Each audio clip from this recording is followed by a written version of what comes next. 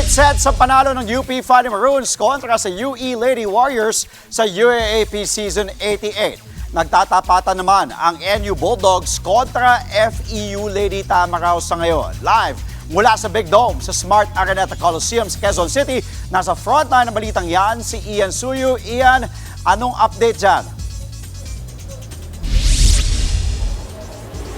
Andre, bawat palo, bawat hampas mas matimbang na ngayon. Lalo't ang mga top teams nagsisimula ng pumondo ng panalo sa pagpapatuloy ng UAAP Women's Volleyball Tournament. Dito yan sa The Big Dome. At ang nakasala nga ngayon ang defending champions na NU Lady Bulldogs kontra yan sa FEU Lady Tamaraws.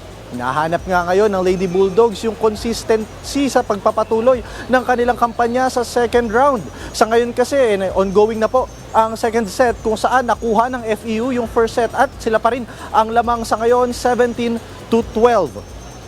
Matapos ngang matalo sa kanilang finals rematch kontra Lasal, nahirapan ng Lady Bulldogs na makabawi at inabot pa sila ng 5 sets kontra sa UP bago tuluyang makabalik sa win column.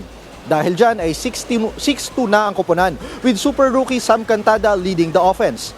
Pero ang tanong ng maraming fans, bakit daw tila limited minutes lamang si top setter Camila Lamina?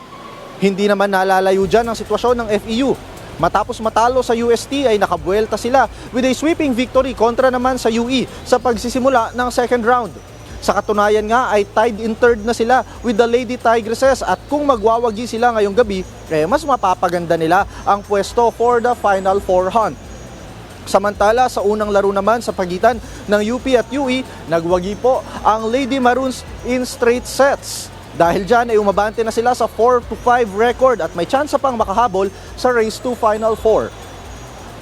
Andre, kung sakali nga na magwawagi ang NU ngayon, magiging 7-2 na ang kanilang record at masosolidify nila yung pwesto nila sa second spot. Pero kung sakali namang magtuloy-tuloy na ang momentum ng FEU ngayon, magtatabla po ang laro sa 6-3 or yung records nila, pareho magiging 6-3 na yan para mag-tie na sila sa second spot. Kaya abangan natin kung sino ang mangingibabaw, yung mga taga Moraita ba o yung mga taga Sampaloc. Yan muna ang latest mula dito sa Smart Araneta Coliseum. Andre?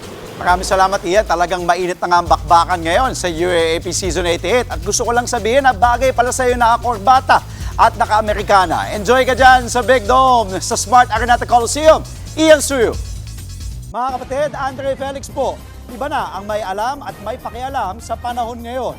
Para po sa tuloy-tuloy na balitaan sa Frontline kahit weekend, mag-follow at mag-subscribe na sa social media pages ng News 5.